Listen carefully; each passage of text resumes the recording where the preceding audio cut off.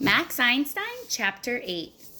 Max hurried into an NYU building not far from Washington Square Park. She found a seat in the back of the lecture hall. It was easier for a kid her age to slump down and remain semi-invisible in the rear of the room.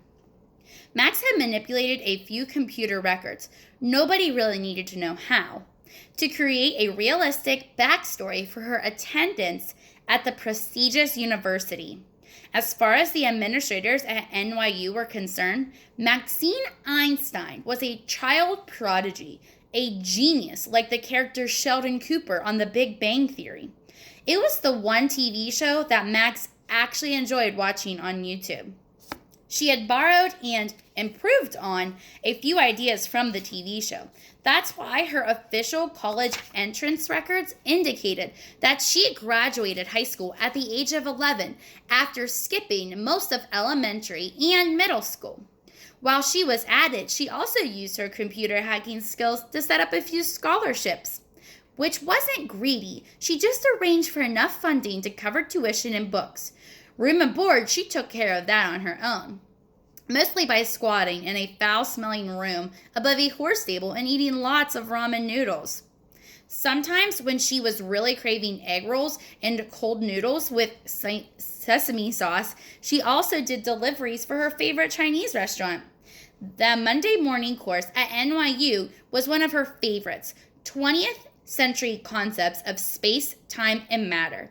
She was particularly interested in that day's lecture topic. It was a thought experiment developed in a bunch of back and forth letters between Einstein and Austrian physicist Erwin Schrödinger. Plus, it had a cat in it. Max liked cats. Professor Burton's creepy graduate assistant, a 20-something guy named Mr. Stark, came into the lecture hall and sort of leered at Max.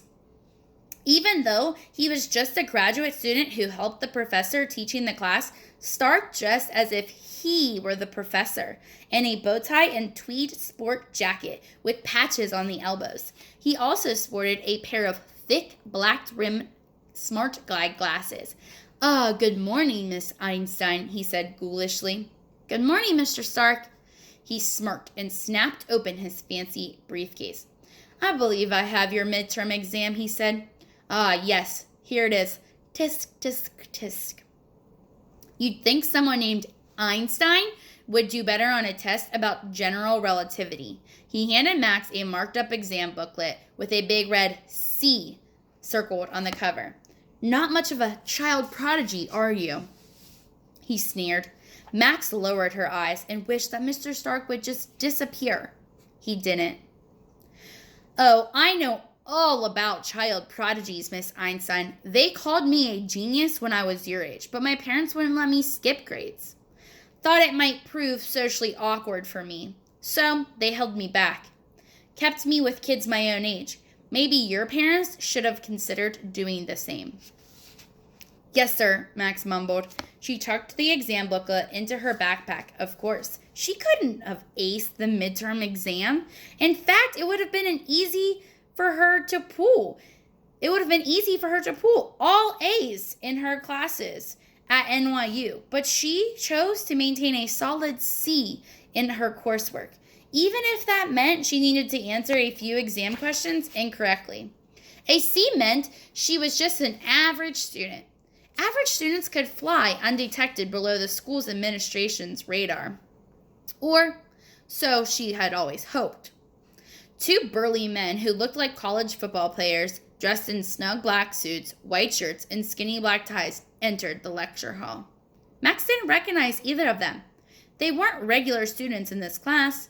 Plus, not many NYU students wore black suits to class. They each had a miniature curly-tailed communication device jammed into their ear. "You, Dr. Stark?" one of them asked the graduate assistant.